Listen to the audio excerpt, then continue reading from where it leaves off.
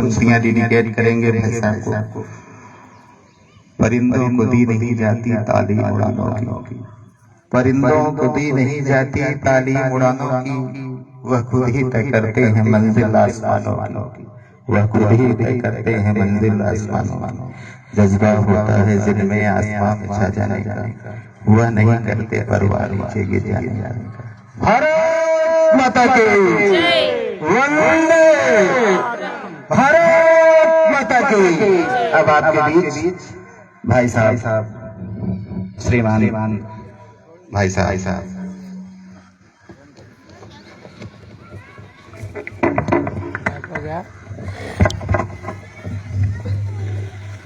मंच पर विराजमान सभी सम्मानित अतिथिगण,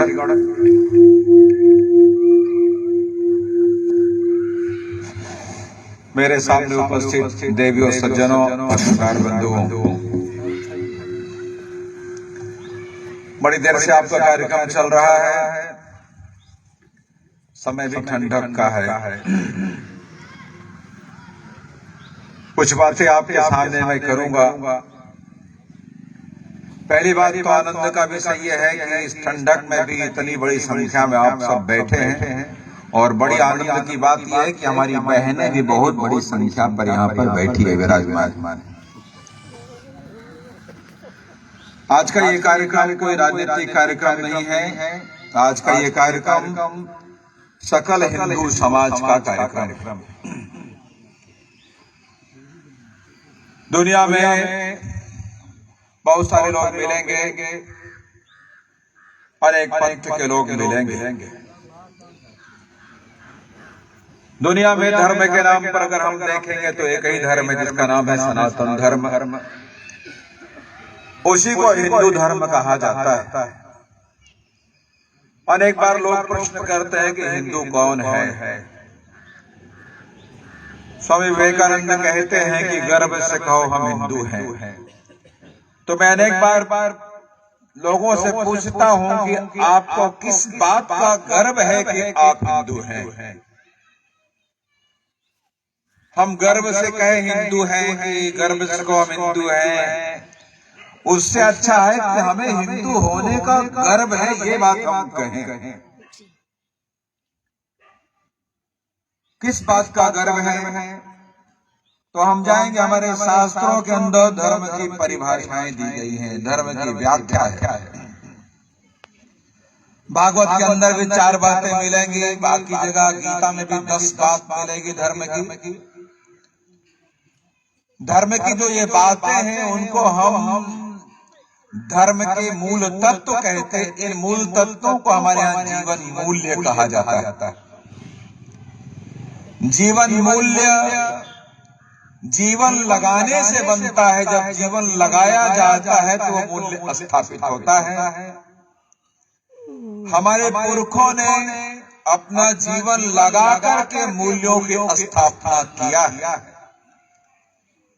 हमारे धर्म के अंदर, सनातन धर्म के अंदर, हिंदू धर्म के अंदर एक बहुत बड़ा मूल्य है जिसको हमारे यहाँ कहा जाता है कि सत्य एकम सत् विप्रा बहुधा वदन्ति। सत्य एक मूल्य है। सदा सत्य बोलो, झूठ बोलना पाप है। और माताएं तो बच्चों को डराती हैं, नदी किनारे सांप है। मैं कहता सांप है कि नहीं है, लेकिन झूठ बोलना पाप तो है कि नहीं है।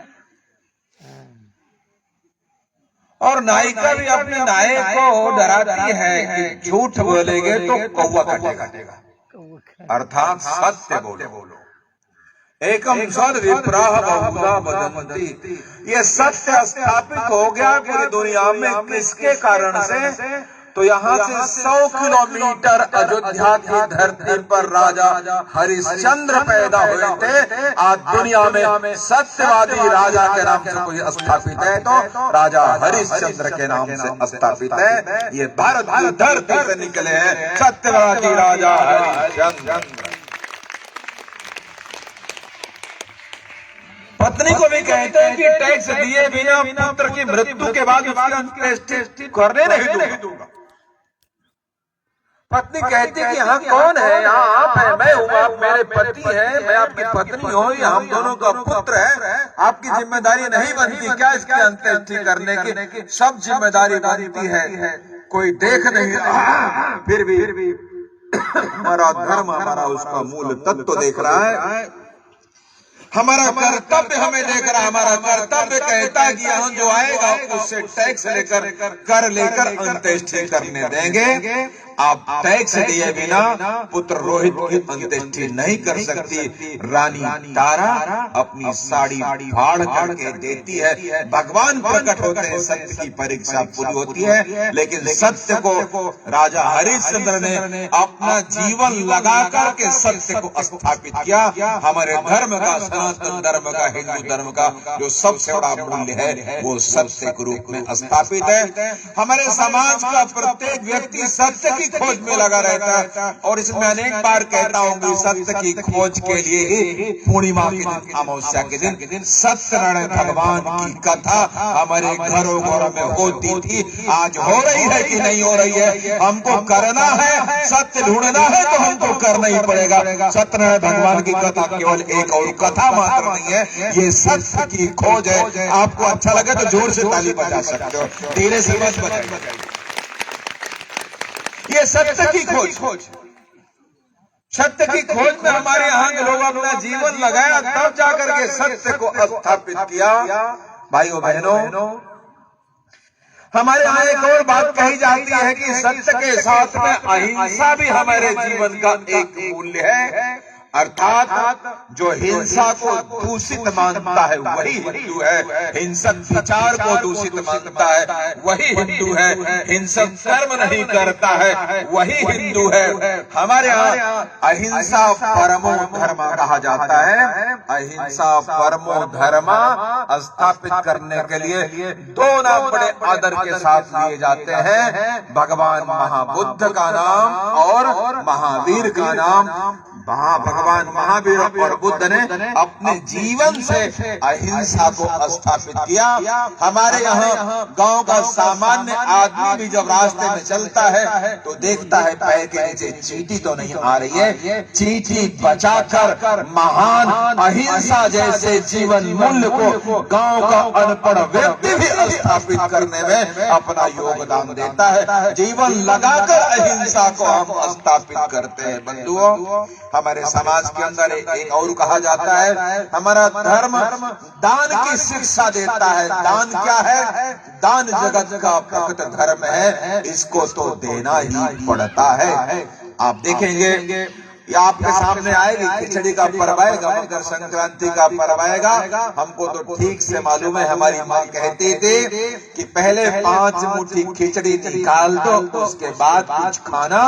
दिन भर पुजारी आएंगे, भिखारी आएंगे, उनको बच्चे के हाथ से दान दिलाने की व्यवस्था ये हमारे यहाँ कही जाती थी। दान दे करके दान को स्थापित करने वाले लोगों में सबसे बड़ा जो दानी हमारे देश के अंदर पैदा हुआ उसका नाम दानवीर कर्ण है। कर्ण ने अपनी जान की परवाह नहीं किया, अपने जीवन की रक्षा के लिए दिया गया कवच कुंडल उसने इंद्र को दे दिया, और कवच कुंडल बाहर से नहीं पहना था, कवच कुंडल कान के अंदर ही लिखे थे। जब इंद्र ब्राह्मण का रूप बनाकर कवच कुंडल मांगने आते हैं तो कर्ण इतना बड़ा दानी था, ये जानते हुए भी कि मैं इसको दे दूंगा तो मेरे प्राण संकट में पड़ सकते हैं, और ये जानते हुए भी कि इंद्र ये ब्राह्मण के वेश में अर्जुन को बचाने के लिए मुझसे कवच कुंडल मांगने के लिए आए हैं, अपनी जान की परवाह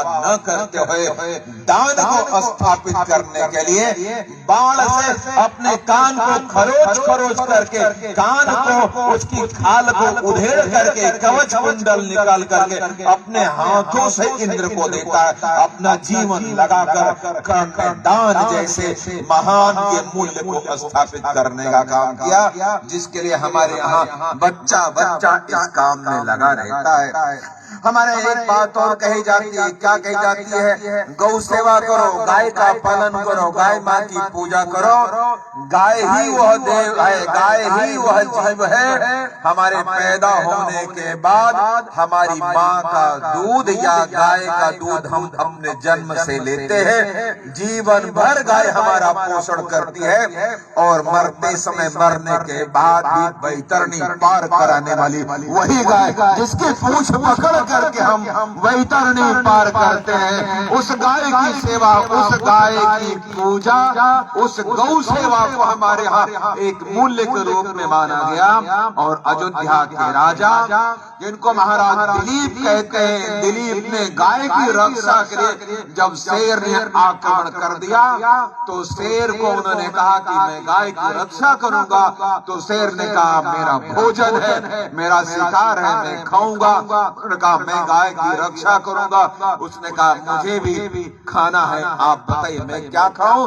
तो महाराजा दिलीप खुद सामने खड़े हो जाते हैं। गाय की रक्षा अपना जीवन दे करके चुकाने के लिए महाराजा दिलीप खड़े होते हैं। गाय की पूजा, गाय की रक्षा, गाय हमारी माता है, देश धर्म का नाता है। इस प्रकार हम लोग अपने घर घर में करके आए हैं। यह भी एक मूल्य के रूप में स्थापित हुआ है। हिंदू धर्म, सनातन धर्म में वचन पालन भी एक मूल्य के रूप में स्थापित हुआ है। जो कहा वो करेंगे, जो हमको कहना है, जो हम करेंगे वही कहेंगे। और इसलिए जो कहा है उसके लिए जो भी हो जाए हम करेंगे। आप सबको मालूम होगा भगवान राम का राज्याभिषेक होने जा रहा था, लेकिन वनवास जाने की तैयारी हो गई। जब समाचार मिलता है तो पिता के पास जाते और पिता के पास जाकर के जब वहाँ देखते हैं कि वो अचेत पड़े हैं, कैकेयी उल्टा सुल्टा बोलती चली जा रही थी, तो भगवान राम ने यही कहा कि सुन जननी सोई सुत बड़भागी,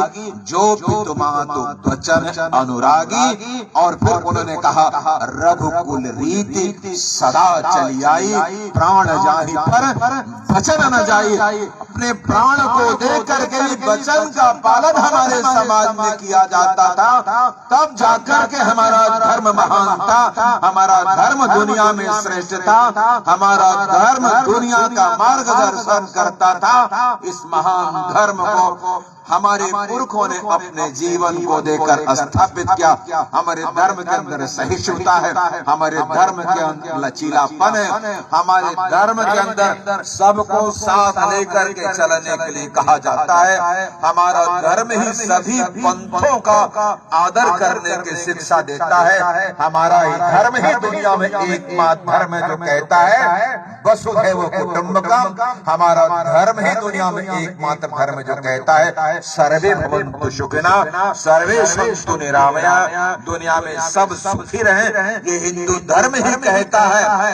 हमारा धर्म ही एकमात्र धर्म है जो दुनिया में, दुनिया के सामने अपने बच्चों को सिखाता, अपने आप को उसके अनुसार ढालता है। हमारे धर्म में पूजा की बात कही जाती है और हमारे धर्म में कहा जाता है पूजा देवता की होती है। देवता कौन है? मातृदेवो भव, पितृदेवो भव, आचार्य देवो भव, अतिथि देवो भव। ये सब देवता के रूप में हम मानते हैं। बंधुओं, हिंदू धर्म एक महान धर्म है, सनातन धर्म एक महान धर्म है। हिंदुत्व इस देश की आत्मा है। इस आत्मा को बचा के रखने की जिम्मेदारी हमारी है। स्वामी विवेकानंद कहते हैं, शिकागो की धर्म सभा में कहते हैं, मैं उस देश से आया हूँ जिस देश के लोगों ने दुनिया के सताए हुए लोगों को शरण देने का काम किया है। बंधुओं, दुनिया के नक्शे में एक देश पोलैंड है। पोलैंड में आप जाएंगे तो वहाँ एक चौराहे का नाम गुड महाराज चौक के नाम से है। ये गुड महाराज कौन है? एक प्रसंग है, द्वितीय विश्व युद्ध चल रहा था। उस समय एक तरफ से पोलैंड के ऊपर हिटलर ने और एक तरफ से स्टालिन ने आक्रमण कर दिया था। पोलैंड 2 भागों में बट गया था। वहां के बहुत सारे सैनिक मारे गए थे। 20 लाख लोगों को रूस ने बंधक बना लिया था। उनके बच्चे बिलख रहे थे, मारे मारे फिर रहे थे, दुनिया में भटक रहे थे। कोई शरण देने के लिए तैयार नहीं था। भारत से आशा थी, नौका में भर भर करके वो भारत आए। भारत आकर मुंबई पहुंचते हैं। मुंबई में अंग्रेजों का वहां पर उनकी चौकी थी। अंग्रेजों ने मना कर दिया, हम नहीं रखेंगे। वहां से थोड़ा आगे बढ़ते हैं। आगे बढ़ने पर गुजरात दिखाई पड़ता। गुजरात में एक नवानगर राज्य था, नवानगर स्टेट थी। नवानगर के राजा जाम राजा के नाम से, जाम साहब के नाम से जाने जाते थे। उनको जब पता चला कि इतने बच्चे मारे मारे फिर रहे हैं, उनसे आने से पहले उनके रुकने की, खाने की सब व्यवस्था राजा साहब ने कराई। और राजा साहब ने कहा आइए। राजा साहब ने बंदरगाह में उनका स्वागत किया और अपने घर ले गए और कहा, यद्यपि लोग आपको अनाथ कहते हैं, आप अनाथ नहीं है, अब आप सनाथ हो गए हैं। यद्यपि आपको लोग कहते हैं कि आप रिफ्यूजी हैं, आप रिफ्यूजी नहीं, आप यहाँ के नागरिक हैं। यद्यपि आपको कहते हैं कि आपके परिजन नहीं है, आप चिंता मत करो, मैं आपका पिता हूँ, यहाँ पर हूँ। दुनिया के सताए हुए लोगों को शरण देने का जिन्होंने काम किया था, वो भारत के ही महाराजा दिग्विजय सिंह थे। उन बच्चों को पालने पोसने का काम किया, कई वर्षों तक रहे।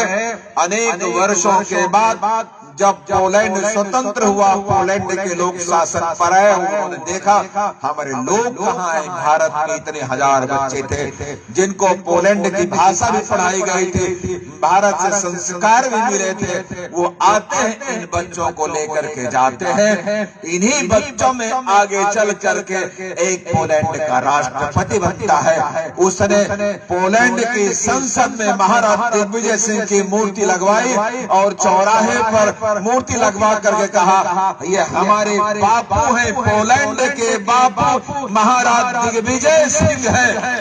महाराज दिग्विजय सिंह गुड महाराज है। गुड महाराज के नाम से एक चौक पोलैंड में स्थापित है। दुनिया के सताए हुए लोग, दुनिया के भगाए हुए लोग, कहीं से भी कहीं से भटके हुए लोग, उनको भारत ने सदैव अपना मान करके रखा है। दुनिया के नक्शे में एक इजराइल नाम का देश है। इजराइल के नागरिक अनेक वर्षों तक दुनिया में भटकते रहे। बाद में 1948 में इजराइल स्वाधीन हुआ। इजराइल ने इतनी उन्नति किया, आज इजराइल की तकनीक दुनिया में सबसे श्रेष्ठ है। इंग्लैंड इजराइल के एक लेखक ने एक पुस्तक लिखा और उस पुस्तक में उन्होंने लिखा, हम जब दुनिया में भटक रहे थे, किसी भी देश में गए, हमारे साथ 2 दर्जे का व्यवहार हुआ था। एक हिंदुस्तान ही देश ऐसा देश है जहाँ के हम नागरिक बन करके रहे। वहाँ के लोगों ने हमको अपना बना करके रखा, हमको परिवार की तरह से पाला पोसा, हमारा उन्होंने सब प्रकार का सम्मान किया। उनके प्रति हम कृतज्ञ हैं। आज भी इजराइल भारत के प्रति कृतज्ञता ज्ञापित करता है। बंधुओं, सारी दुनिया के साथ हम सदैव खड़े रहे। अभी कोरोना का काल खंड आया तो भारत ने कोरोना की बीमारी में वैक्सीन बनाया। भारत के अलावा दुनिया के कई देशों को वैक्सीन देने का काम किया।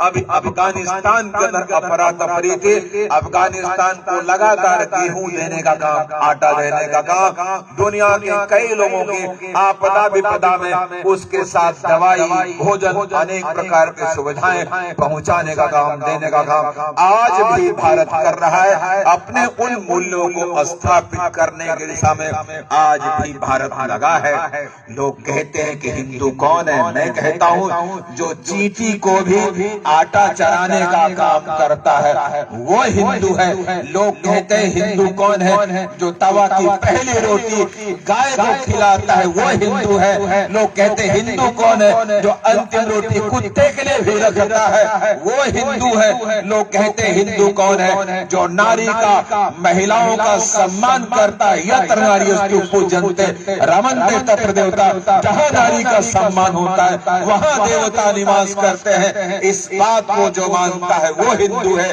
जो माता को, पिता को, आचार्य को, अतिथि को देवता कहता है वो हिंदू कहलाता है। जो सबके सुख की कामना करता है वो हिंदू है। जो सबको साथ में लेकर के चलता है वो हिंदू है। जो सभी पंथों का आदर करता है वो हिंदू है। जो सबका सम्मान करता है वो हिंदू है। बंधुओं, विचार करिए हमारा धर्म कितना महान है, हमारा दर्शन कितना बड़ा। विवेकानंद जी यही कहते हैं शिकागो की धर्म सभा में, मैं उस देश से आया हूँ, उस धर्म को मानता हूँ जो सभी धर्मों की जननी है। सभी धर्मों की जननी कैसे है? अभी जो बातें मैंने कहा, हमारे गुण ऐसे हैं। उन धर्मों के मूलभूत तत्वों को अपने जीवन में उतार करके जीवन मूल्य के रूप में हमने स्थापित किया है, इसलिए वो सभी धर्मों की जननी है। लेकिन आज हम विचार करें, यहाँ पर बैठे हैं, हिंदू होने के नाते हम विचार करें, हमारे ध्यान में आता है जो बातें हमारे धर्म की श्रेष्ठ बातें हैं, महान बातें हैं, व्यवहारिक बातें हैं, आज वो हमारे आचरण में है क्या? आज सत्य है क्या? आज करुणा है क्या? आज शुचिता है क्या? आज परोपकार है क्या? आज कृतज्ञता है क्या? आज अहिंसा है क्या? आज वचन पालन है क्या? आज गौ रक्षा है क्या? आज नारी सम्मान है क्या? आज हम देखेंगे तो बातें बड़ी बड़ी है लेकिन व्यवहार वैसा नहीं है। एक राजा थे, राजा दरबार में बैठे थे। राजा ने अपने दरबारियों से यही पूछा, आप बताओ ज्ञान बड़ा होता है कि व्यवहार बड़ा होता है? दरबारी बहुत बात बता रहे थे, राजा को ध्यान में नहीं आया। तो राजा ने पुरोहित भगवान से पूछा, पुरोहित आप बताइए ज्ञान बड़ा होता है कि व्यवहार बड़ा होता है? पुरोहित ने कहा, राजा साहब 3 दिन का समय दे दीजिए, मैं आपको बता दूंगा। 3 दिन का समय दे दिया। अगले दिन पुरोहित महाराज राजकोष में जाते हैं, वहाँ पर जो रक्षक बैठा था उसके सामने से एक हीरा उठा लेते हैं। रक्षक कुछ नहीं बोला। रक्षक ने सोचा लगता है कोई जरूरी काम होगा इसलिए उन्होंने उठा लिया होगा, राजा को बता दिया। दूसरे दिन फिर पुरोहित ने जाकर एक हीरा और उठा लिया। उस रक्षक ने जाके फिर राजा को बता दिया। तीसरे दिन राजा वहां खड़े थे, उनके सामने पुरोहित ने एक हीरा और उठा लिया। राजा कुछ नहीं बोले। राजा दरबार में जाकर बैठ गए। सब दरबारी आए, पुरोहित जी भी आए। सामान्यतः जब पुरोहित जी आते थे तो राजा उठकर सम्मान करते थे, उनको प्रणाम करने उनके पास जाते थे, उनको बैठाने के बाद आकर सिंहासन में बैठते थे। उस दिन राजा का व्यवहार बदल गया। राजा पुरोहित के आने पर खड़े नहीं हुए, राजा ने उनको प्रणाम नहीं किया, राजा ने उनको बैठने के लिए भी नहीं कहा। और अंत में राजा ने अपनी तरफ से खींच करके कहा, पुरोहित जी आपने मेरे प्रश्न का उत्तर अभी तक नहीं दिया, कब उत्तर देंगे? पुरोहित महाराज अपने स्थान से उठते हैं, उठ करके जाते हैं राजा के पास। अपने जेब से तीनों हीरा जो 3 दिन में लेके गए थे, तीनों हीरा निकाल करके रखते हैं और कहते हैं आपके प्रश्न का यही उत्तर है। राजा ने कहा ये तो आपने चोरी किया था, मेरे प्रश्न का उत्तर ये नहीं है।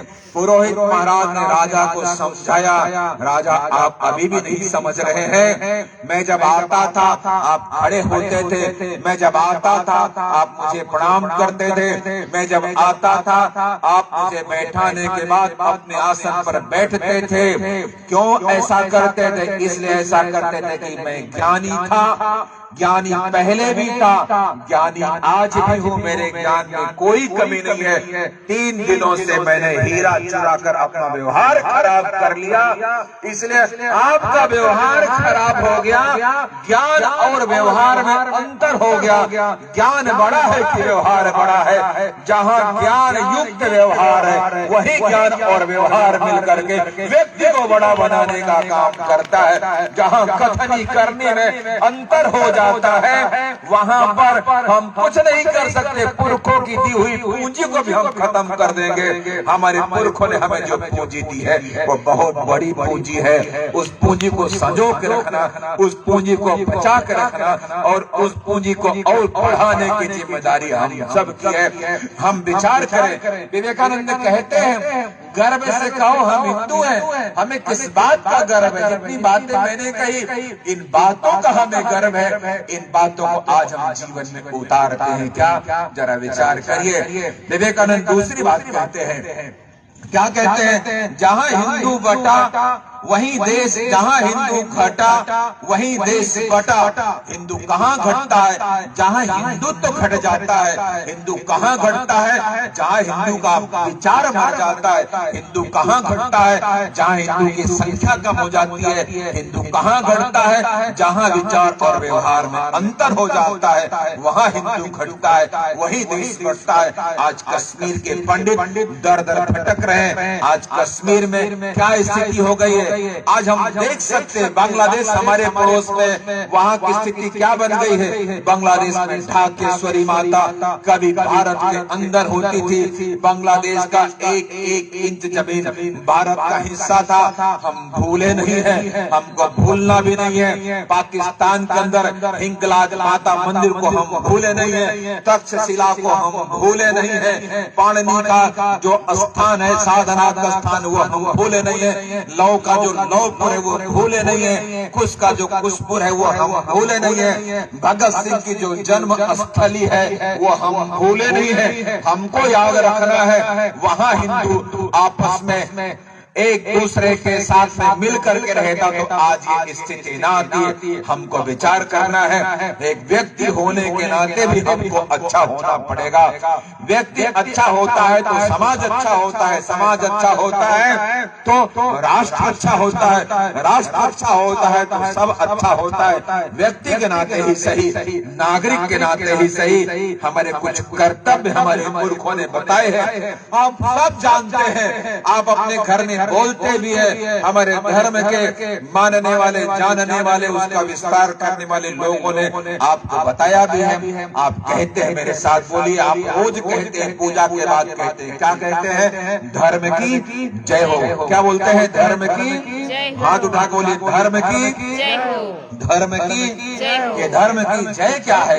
ये धर्म क्या है? पूजा पाठ करना मात्र धर्म नहीं है। मंदिर में जाना मात्र धर्म नहीं है। तिलक लगाना मात्र धर्म नहीं है। चोटी रखना मात्र धर्म नहीं है। जनेऊ पहनना मात्र धर्म नहीं है। कलावा बांधना मात्र धर्म नहीं है। तो मैं अनेक बार कहता हूँ, उत्साह में रहना धर्म है, उमंग में रहना धर्म है, सत्य बोलना धर्म है, एक दूसरे की मदद करना धर्म है। ये करते हैं तो धर्म की जय होगी। हम दूसरी बात बोलते हैं, धर्म की जय तब होगी जब अधर्म का, बोलिए, अधर्म का, अधर्म का। ये अधर्म क्या है? तो हमने सदैव का आलस्य ही अधर्म है, दूसरे की निंदा ही अधर्म है, दूसरे की बुराई ही अधर्म है, चुगली ही अधर्म है। बचपन में हमने पाठशाला के अंदर भी कहा है, छल, दंभ, द्वेष, पाखंड, झूठ, अन्याय से धर्म रहे, ये समाप्त होगा तो अधर्म समाप्त होगा। ये समाप्त